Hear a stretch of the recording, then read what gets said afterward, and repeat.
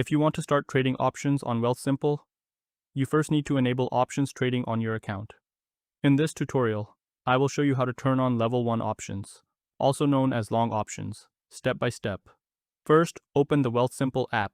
You should land on the home screen. In the top right corner, tap your profile icon. Once you're on your profile page, look at the top right corner again and tap the gear icon to open your settings.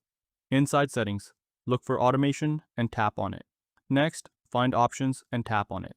You should now see a section called Options Strategies. Under this section, Level 1 is listed as Long Options. Tap the Review button beside Level 1. Wealthsimple will now give you a short educational guide explaining how options work, including the basics of calls and puts.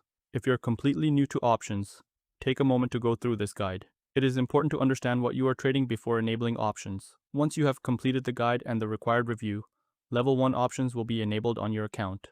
And that's it. You can now access Level 1 options or long options through Wealthsimple.